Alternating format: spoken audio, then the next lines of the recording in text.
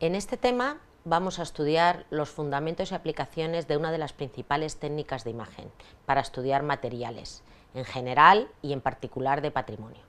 La microscopía electrónica de barrido, cuyo acrónimo es SEM.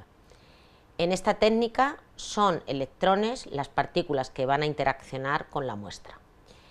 Existen otras técnicas de imagen como son la microscopía electrónica de transmisión y la microscopía óptica.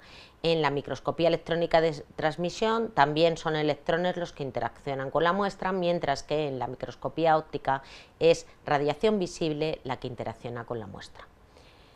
Es evidente que la información aportada por cada una de estas técnicas de imagen es diferente.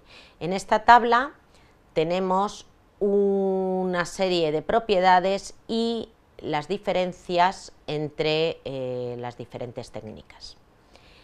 La energía de la radiación, en el caso de SEM, está entre 10 elevado a 2 y 10 elevado a 4 electronvoltios, y en el caso del TEM entre 10 elevado a 4 y 10 elevado a 5 electronvoltios, mientras que para la microscopía óptica es de 2,5 electronvoltios.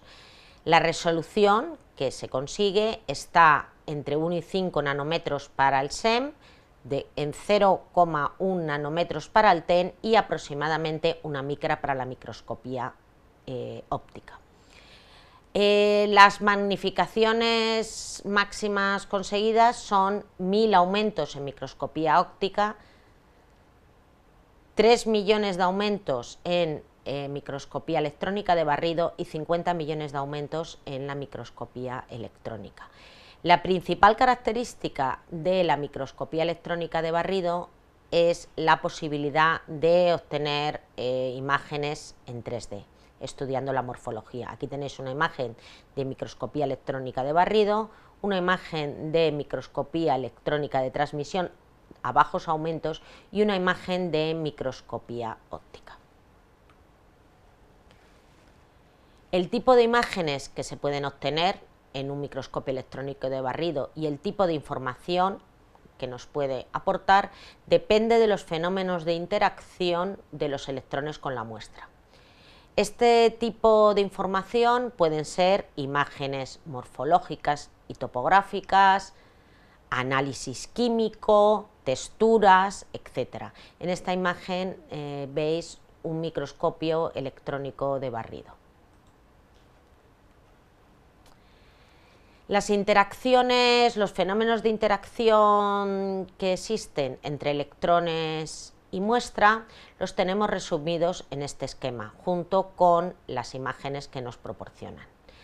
Los principales fenómenos de interacción son los electrones secundarios, que nos dan imagen de morfología e información topográfica, la señal de catodoluminiscencia, que nos proporciona una información eléctrica de la muestra, dándonos zonados composicionales, dataciones, etc.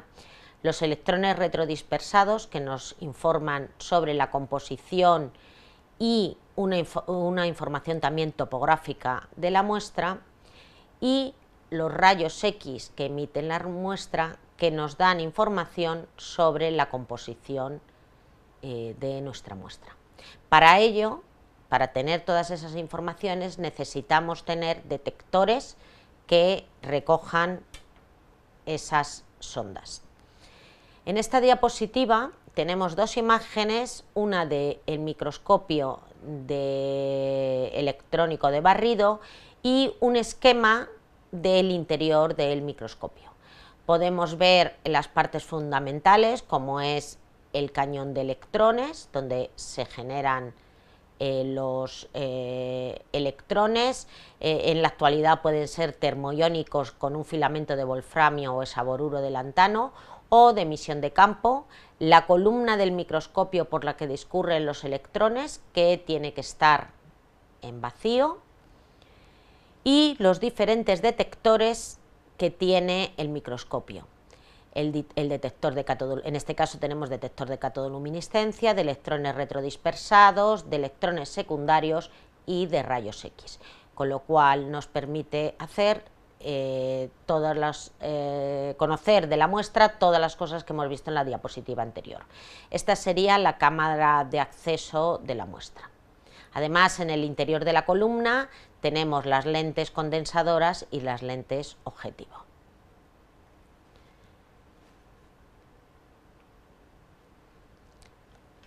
Para poder realizar observaciones con un microscopio electrónico de barrido, normalmente es necesario que el material sea conductor, para lo que es necesario metalizar con oro o evaporar grafito en las muestras. En las fotos vemos diferentes modos de presentación, de preparación de muestras. Tenemos la fractura fresca, por un lado, y las muestras, las láminas delgadas pulidas y las probetas pulidas. Para realizar análisis químico es mejor trabajar con probetas pulidas, y para ver la morfología de los cristales, etcétera, es mejor trabajar con fractura fresca. Además, estas muestras pueden ser metalizadas con oro para observar morfologías o metalizadas, evaporado grafito, para estudiar la composición química. Aquí tenéis unas imágenes del portamuestras y de la preparación de las muestras. La información que nos aporta la microscopía electrónica de barrido, os he dicho que depende del fenómeno de interacción. En esta diapositiva vemos 6 imágenes correspondientes, las 3 inmediatamente superiores, a diferentes morfologías de cristales con diferentes aumentos obtenidas con electrones secundarios. Y en la imagen inferior, inmediatamente inferior, tenemos 3 imágenes obtenidas con electrones retrodispersados, en el que en esta primera y en la tercera podemos observar que hay como 3 fases diferentes, una fase que nos da un color blanco, en este caso y en este caso, otra fase que da un color mucho más oscuro y otra fase tapizando, en este caso, la parte exterior de un color más claro, observándose un zonado. En este caso también observamos 2 fases, una con un color más oscuro y otra con un color más claro.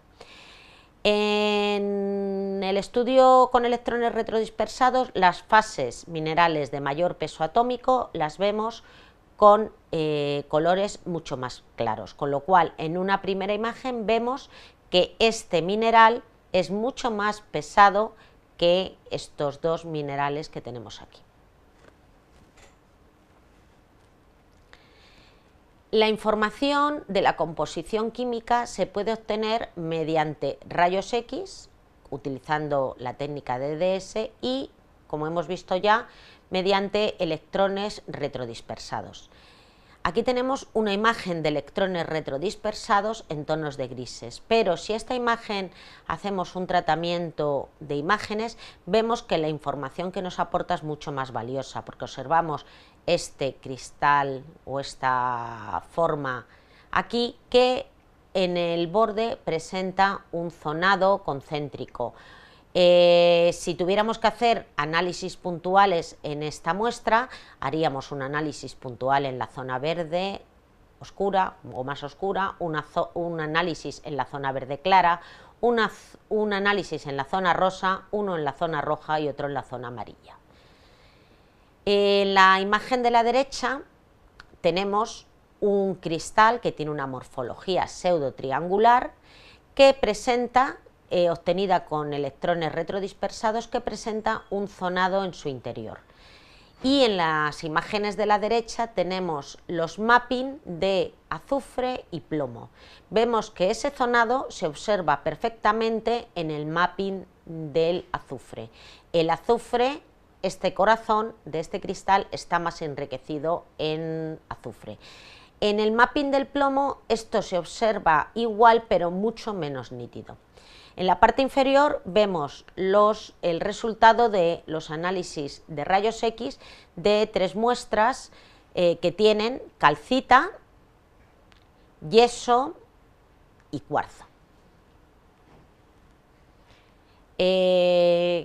Aquí tenéis las principales bibliografías de este tema de consulta.